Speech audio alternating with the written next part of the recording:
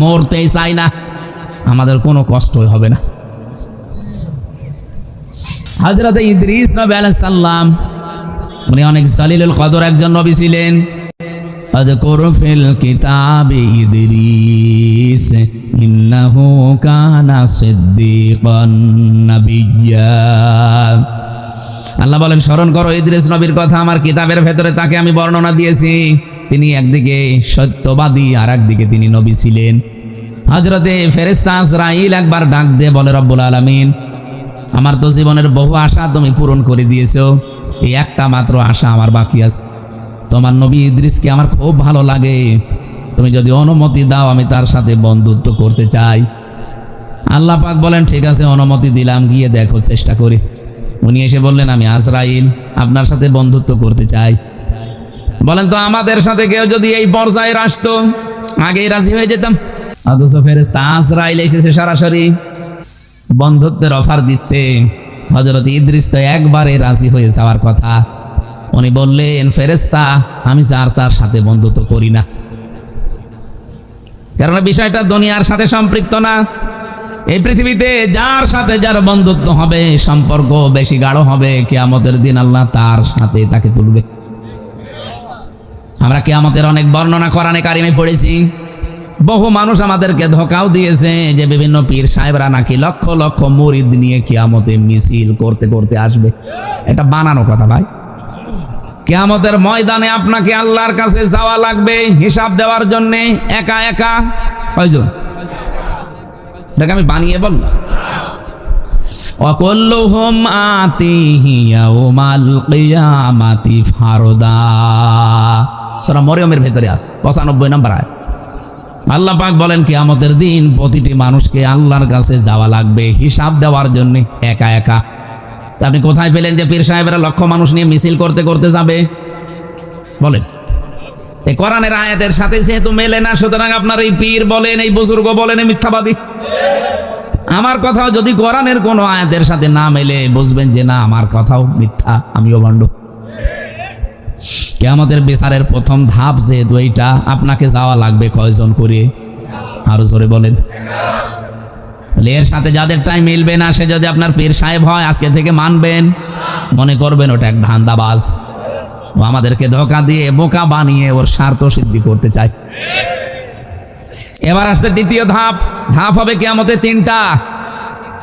বাংলাদেশে বিচার ব্যবস্থায় যেমন ধাপ আছে 4টা। কয়টা?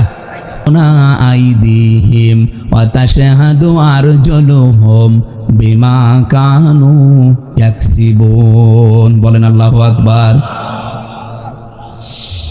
কুষ্টিয়াবাসী বড় আবেগ নিয়ে, ভালোবাসা নিয়ে কথা বলছি আপনাদের সামনে। আমি নিজেও আছি এই আলোচনার ভেতরে। কিয়ামতের দিন সত্যিই কিন্তু আমরা অনেকেই ধরা খাবো। হযরত ইদ্রিস নবী এইটা খেয়াল করে বলেছিলেন, ফেরেশতা, আমি যার তার সাথে বন্ধুত্ব করি না। তা আপনি যখন এসেছেন আপনার সাথে আমি বন্ধুত্ব করব, তবে আমার শর্ত 3টা। 1 নম্বরে, আমি এখন মরতে চাই, এখনই আপনি আমাকে মেরে ফেলবেন, এরপরে আবার আমার জীবন ফিরিয়ে দেবেন, কারণ আপনি তো মানুষকে মেরে ফেলেন, জান কবজের দায়িত্ব তো আপনার। ফেরেশতা ফিরে গেলেন আল্লাহর কাছে, ডাক দিয়ে বলে, রব্বুল আলামিন, নবী মনে করে গিয়েছিলাম, মনে করছিলাম ভালো মানুষ, এখন দেখছি ভেজাল, তো মরতে চাই। আল্লাহ বলেন, ঠিক আছে, মেরে ফেলো।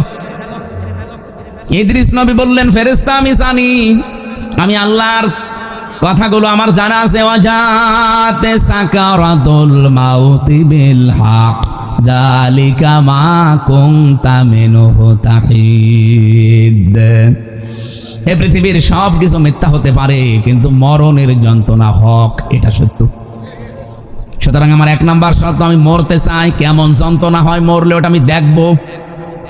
হযরতে আজরাইল জান কবজ করে নিলেন, আবার জানটা তার ভেতরে ফিরিয়ে দিলেন। হাদিসে আমি তাফসীরের কিতাবে পড়েছি, হযরতে ইদ্রিস নবী শক করে মৃত্যুবরণ করেছিলেন। তার এই শকের মরণে কেমন কষ্ট হয়েছিল জানেন? একটা জীবিত ছাগলকে জিন্দা অবস্থায় চামড়া ছিলে লবণ দিলে যেমন কষ্ট হয়, এরকম কষ্ট হয়েছিল। তাও তো তিনি মরণের যন্ত্রণা নামে প্রবেশ করিয়ে আবার বের করে নিয়ে আসলেন। 3 নাম্বার শর্ত আমার, আমি জান্নাত দেখতে চাই। জান্নাতে প্রবেশ করালেন, নিয়ামতগুলো দেখালেন, আল্লাহ রাব্বুল আলামিন জান্নাত যেভাবে সাজিয়েছেন তাকে দেখিয়েছেন জান্নাতের পুরাটা কিভাবে আল্লাহ সাজিয়েছে। নবীজি বলেন জান্নাত আল্লাহ এমন ভাবে সাজিয়েছে কোনো চোখ কোনোদিন দেখে নাই, কোনো কান কোনোদিন শোনে নাই, কোনো মানুষের হৃদয়ে কোনো দিনের কল্পনা উদয় হয় নাই। কুষ্টিয়াবাসী মানুষের কল্পনার রাজ্য, এটা কি ছোট না বড়? কত বড় জানেন? আমি যদি এখন কল্পনা করি এই ময়দানে আমি 10তলা বিল্ডিং এর মালিক হব, কল্পনা করলে হয়ে যাবে? এর জন্য কত কাঠ খড়ি পোড়ানো লাগবে, ওকে 1.5-2 বছর। এরপরে তো টাকা পয়সা খরচ আছে, মিস্ত্রি দেওয়া লাগবে, সিমেন্ট দেওয়া লাগবে, এরপরে কত মাল মশলা আছে। মাটি পরীক্ষা থেকে শুরু করে রংচং করে বিল্ডিংটা আমার হাতে ডেলিভারি দিতে 1.5-2 বছর সময় লাগবে না লাগবে না? কল্পনা করতে সময় লেগেছিল 2 বছর। কত বলেন বলেন? মাত্র 2 সেকেন্ডের কল্পনার বহির্প্রকাশ যদি 2 বছর লাগে। আল্লাহ বলেন মুমিনের কল্পনা আমার জান্নাত, ও কল্পনা যা করবে ওইটা জান্নাত। আজ দুনিয়াতে কত মানুষ কল্পনা করে আছে। শেখ হাসিনা তো কল্পনা করেছিল 31 সাল, 41 সাল হয়েছে, কল্পনা পর্যন্ত যেতেও পারে নাই। আজও কত কিছু কল্পনা মানুষ নিয়েছে, 2000 মানুষের জীবন তাদের কাছে জীবনই না, কল্পনা নিয়ে বসে আছে। উল্টিয়ে যখন যাবে তখন ঘুম ভাঙবে, অন্তত ঘোর কাটার আগেই যেন ঘুম ভাঙে। আল্লাহ তাদের তৌফিক দেন, বলেন আমিন। আমিন কি বুঝে শুনে বললেন না আন্দাজে বলছেন? 40,000 মানুষ বন্ধ হয়ে আছে, 2000-এর উপরে মানুষ আজ জীবন দিয়ে চলে গেল, কোনো দাম নেই এগুলো তাদের কাছে, এগুলো নাকি আবেগ। আবেগ ছিল এই জন্য আপনি আজকে মন্ত্রী, আবেগ ছিল এই জন্য আপনি সংসদের ভেতরে বসতে পেরেছেন। আবেগ না থাকলে আপনাকে এখনো পর্যন্ত ওই জায়গায় থাকা লাগতো। সুতরাং এগুলো হেয়ালি খেয়ালি উল্টাপাল্টা কথা বলবেন না। আবেগের জন্য আজ আমির হামজা এতগুলো মানুষের সামনে কথা বলতে পারছে, নয়তো আমির হামজা কুষ্টিয়ায় ঢোকা সম্ভব ছিল না। জান্নাত পরিভ্রমণ করছেন, হঠাৎ ফেরেশতা ডাক দিয়ে বলে আল্লাহর নবী চলেন এবার বের হয়ে যায়। হযরতে ইদ্রিস নবী বললেন ফেরেশতা আমি আল্লাহর ঘোষণা জানি, খালিদিনা ফিহা আবাদা। অন্য জায়গায় আমি জানি লা ইয়াবগুনা আনহা হিওয়ালা। আল্লাহ এমন জান্নাতে মানুষকে প্রবেশ করাবে, চিরস্থায়ী করে দেবে, কোনোদিন আল্লাহ বের করে দেবে না। আর ওই লোকটা জান্নাতের নিয়ামত পেয়ে বের হতেও চাইবে না। এত কিছুর ভেতরে থাকার পরে আল্লাহ ঘোষণা দেবেন লাহুম মা ইয়াশাউনা ফিহা ওয়া লাদাইনা মাজিদ। এখানে যা চাও তাই আছে, কিন্তু আমি আল্লাহর কাছে আরো বেশি আছে। মানুষ হয়রান হয়ে পড়বে যে আর বেশি কি থাকতে পারে। রব্বুল আলামিন 70,000 পর্দানীদের সামনে থেকে সরিয়ে বলবে বান্দা এই যে এইটা আছে, আমি আল্লাহ নিজে আছি। হযরত ইদ্রিস নবী ওই দিন বলেছিলেন আল্লাহর ফেরেশতা ফিরে যান, আমি আর যাব না, কারণ আল্লাহ নিজে জানিয়েছে আমাকে নাকি আর কোনোদিন জান্নাত থেকে বের করবে না। আমাকে আল্লাহ বের করবে না বলে ঘোষণায় দিয়েছেন, কারণ জান্নাতে একবার আসলে আর বের হওয়া লাগে না, আর আমি বের হতেও চাই না, তুমি ডিস্টার্ব করো কেন? হযরত আজরাইল ফেরেশতা বলেছিল রব্বুল আলামিন তোমার নবী ইদ্রিস তো খুব চালাক। আল্লাহ পাক বলেন ফেরেশতা ফিরে আসো, এইটাই আমি ইদ্রিসের কপালে লিখে রেখেছিলাম। আমার ঘটনা বলা উদ্দেশ্য না, আমার এখানে একটা শিক্ষা আছে। ইদ্রিস নবী এখনো জান্নাতে আছে, আল্লাহ ওনাকে বের করে দেয়নি আর উনি বের হতেও চাইনি। কথা বলে না কেন? এটা যদি নবীজির কথা অনুযায়ী জান্নাতের বাগান হয়, আল্লাহ আমাদেরকে যখন এখানে প্রবেশ করিয়েছে আর বের করে দেবে না, আর আমরা বের হতে যেতেও চাই না। এরপরেও যেটা বের হয়ে যাবে মনে করবেন ওর জান্নাত ভালো লাগছে না। এবার ওঠেন তো দেখি, দড়ি ছাড়া বেঁধে ফেলেছি, কেউ যেতে পারবেন না না, সারা রাত না, আর 20 মিনিট থাকবেন না। উইদ্দাত লিল মুত্তাকিন, এই শব্দটা রব্বুল আলামিনের ঘোষণা শোনাচ্ছি, ওয়াসারিউ ইলা মাগফিরাতিম মির রাব্বিকুম ওয়া জান্নাতিন আরদুহাস সামাওয়াতু ওয়াল আরদ উইদ্দাত লিল মুত্তাকিন। বলেন আল্লাহু আকবার। আল্লাহ বলেন দৌড়াও। কে বলছেন? বসে আছেন কেন? দৌড়ান। এই দৌড়ানো বলতে এখান থেকে ম্যারাথন দৌড় দেওয়া না, আল্লাহ বলেন কোন দিকে দৌড়াবা? ইলা মাগফিরাতিম মির রাব্বিকুম, তোমাদের রবের ক্ষমার দিকে দৌড়াও। এ পৃথিবীতে যত নিয়ামত আল্লাহ মানুষকে দিয়েছেন, সবচাইতে বড় নিয়ামত বান্দার জন্য আল্লাহর ক্ষমা।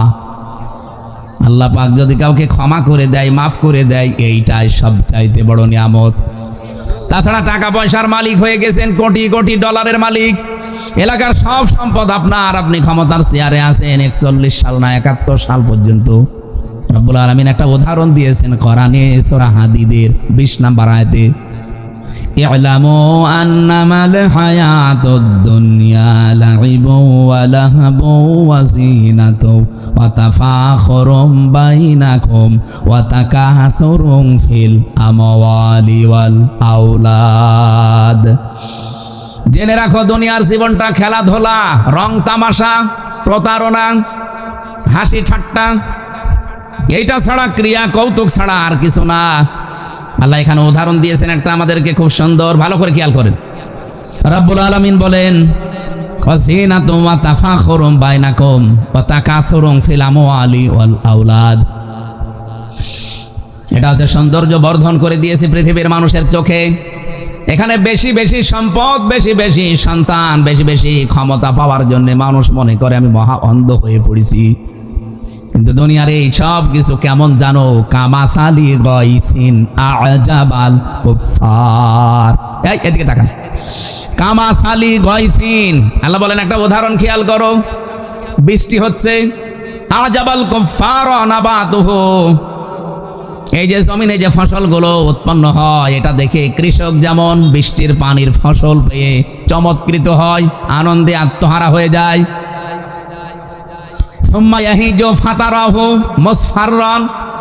এরপরে কিছুদিন পরে দেখবে এই খড়কোটাগুলো সবুজ বর্ণ ধারণ করার পরে হলুদ বর্ণ হয়ে যায়, রোদে শুকিয়ে।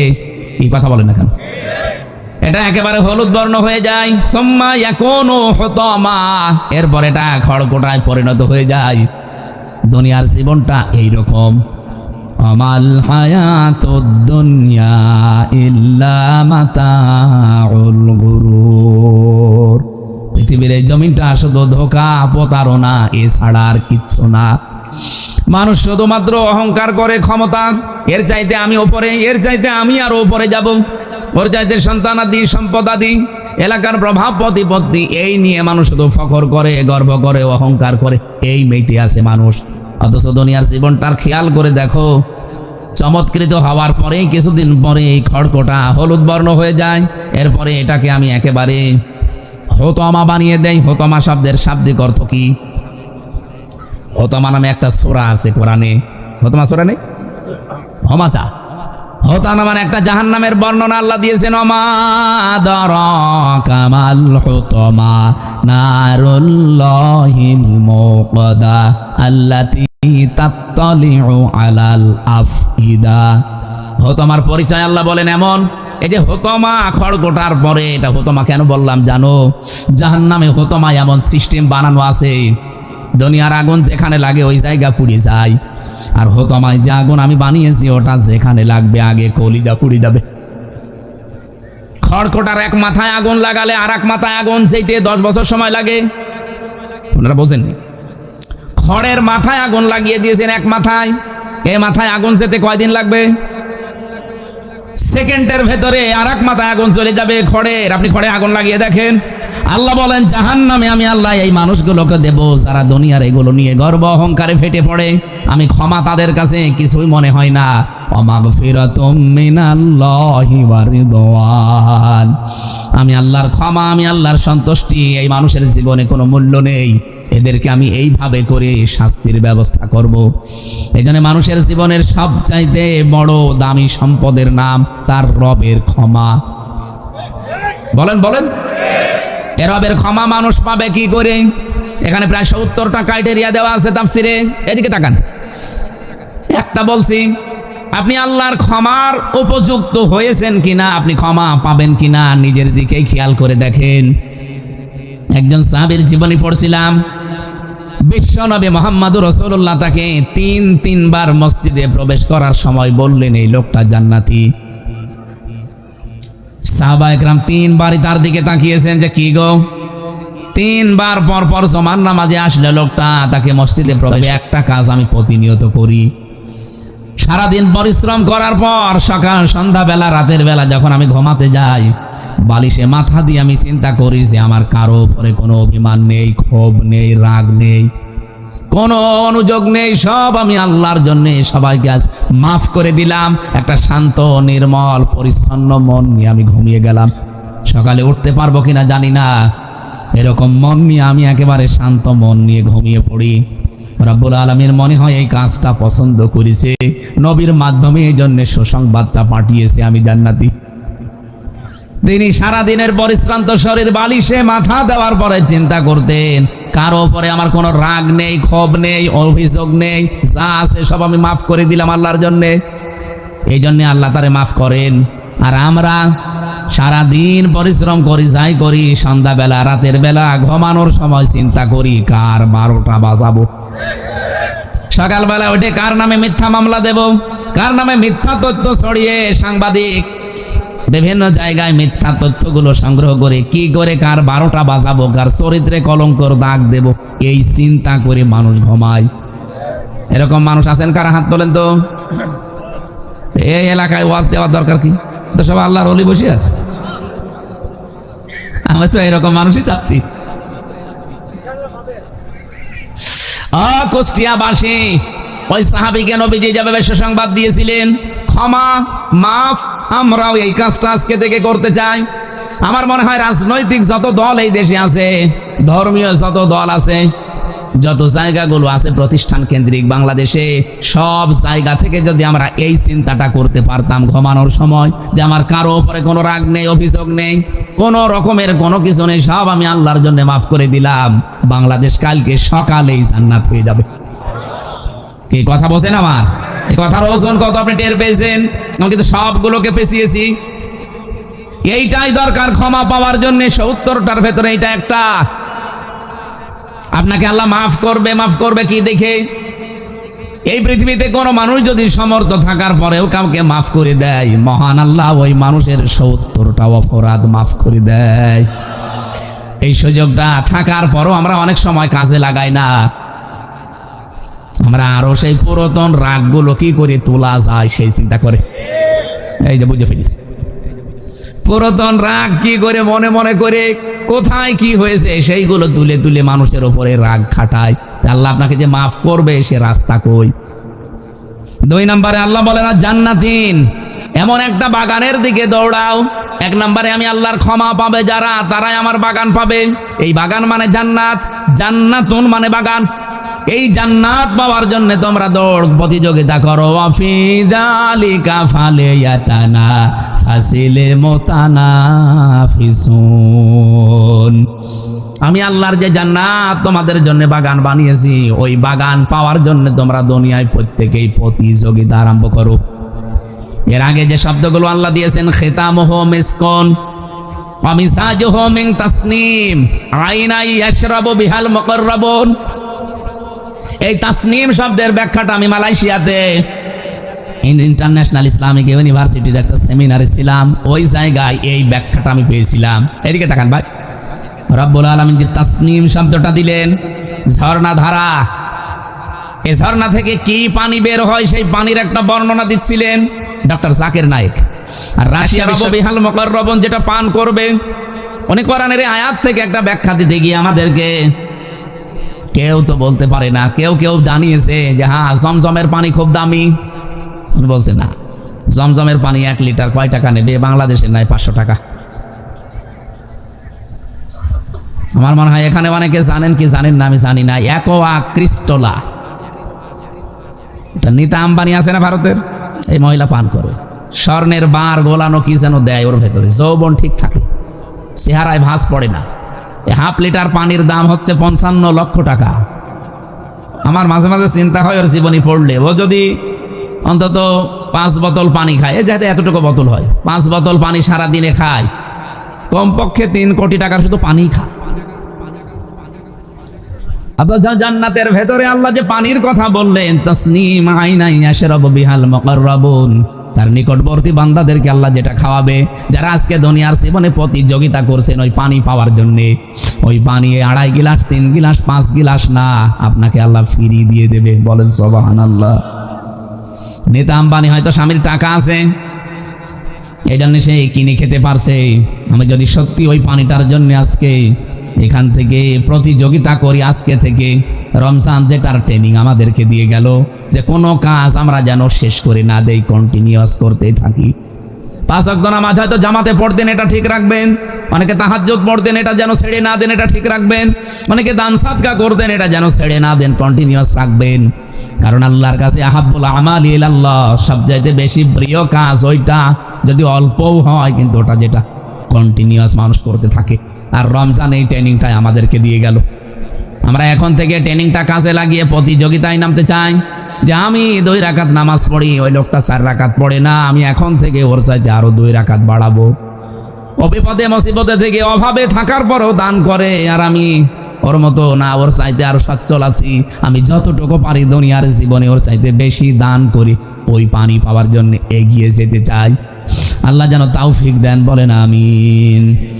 রব্বুল আলামিন বলেন, যার প্রশস্ততা বানিয়েছি আকাশ আর জমিনের যে ফারাক এর চাইতেও বিস্তৃত, উইদ্দাতিল মুত্তাকিন, যেটা আমার মুত্তাকি বান্দাদের জন্য আমি বানিয়েছি, প্রস্তুত করে রেখে দিয়েছি। 1 নম্বরে ক্ষমা, আর 1 নম্বরে বাগান জান্নাত, আসমান আর জমিনের চাইতেও বিস্তৃত। এটা পাওয়ার জন্য আল্লাহ যে শর্তগুলো দিয়েছেন, 1 নম্বরের শর্ত পেলাম যে মুত্তাকি হওয়া লাগবে। কি হওয়া লাগবে? আরো জোরে বলেন। রমজান এসেছিল আমাদেরকে কি বানাতে? মুত্তাকিন। বলেন বলেন, আরো জোরে বলেন। কিভাবে আপনি মুত্তাকিন হবেন? এটা তাফসীরে তাবারি থেকে কোট করেছি। আমি 1 ঘন্টা আলোচনা করলে কমপক্ষে 20 ঘন্টা তার আগে আমি পড়াশোনা করি কোনো বিষয়ের ওপরে। আজকে যত তথ্য বলেছি, এই তথ্যগুলো একটা কিতাবের না, কমপক্ষে 50টা কিতাব থেকে নেওয়া। আপনি এখান থেকে আজকে যে তথ্যটা দিচ্ছি, যেহেতু উইদ্দাত লিল মুত্তাকিন, প্রস্তুত করে রাখা হয়েছে এই জান্নাত, এই ক্ষমা যারা মুত্তাকি তাদের জন্যে। মুত্তাকি হওয়ার জন্য যে সমস্ত ক্রাইটেরিয়া আছে, শ্রেণী বিভাগ আছে, পদ্ধতি আছে, এই পদ্ধতিগুলো যদি কেউ অবলম্বন না করে, শুধু জুব্বা গায়ে দিয়ে, পাগড়ি মাথায় দিয়ে, হাতে তসবিহ নিয়ে সে মুত্তাকি হতে পারবে না। এবার আমি শুরু